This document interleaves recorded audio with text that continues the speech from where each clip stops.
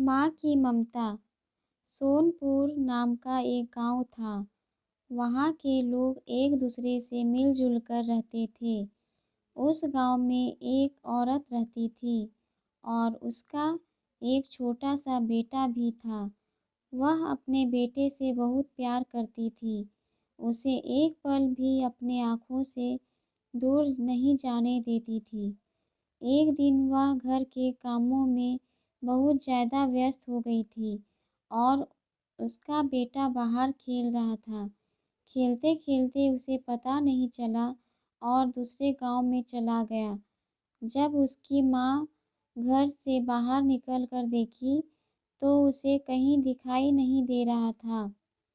वह एकदम से हड़बड़ा गई और रोने लगी कि मेरा बेटा कहाँ चला गया।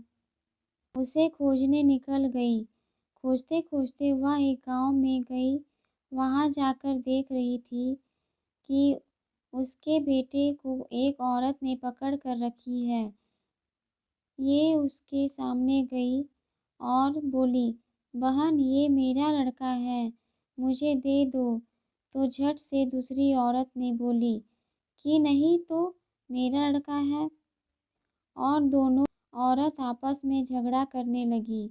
दोनों का झगड़ा देखकर गांव में काफ़ी लोग इकट्ठा हो गए, लेकिन समझ में नहीं आ रहा था कि ये लड़का किसका है। गांव वालों ने दोनों औरतों को मुखिया जी के पास लेकर गए और उनको सारी बातें बताई। मुखिया जी ने दोनों औरतों को बगल में खड़ा कर दिया और एक लकड़ी से गोला बना दिया और बोला, जो इस गोले के बाहर पहले आ जाएगा, लड़का उसी का होगा। लेकिन लड़कों को आधी-आधी हिस्से को पकड़ कर खींचना होगा। जैसे एक औरत हाथ पकड़ ले और दूसरी औरत पैर पकड़ ले, उसके बाद खींचते हुए गोला के बाहर आ जाना है। दोनों औरतों ने बच्चे को खींचना शुरू कर दिया। बच्चे को दर्द होने लगा और वह रोने लगा। तभी जो उसकी असली माँ थी, वह बच्चे को छोड़ देती है।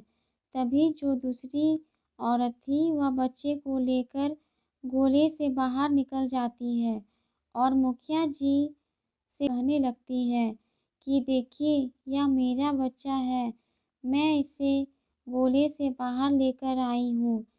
तब मुखिया जी ने कहा, नहीं, यह तुम्हारा बच्चा नहीं है।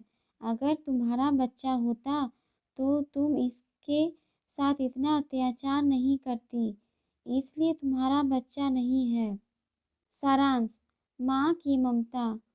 कहानी से हमें ये सीखने को मिलता है कि माँ अपने बच्चे को कभी तकलीफ में नहीं देख सकती। चाहे कुछ भी हो जाए, माँ हमेशा अपने बच्चों का भला ही चाहती है।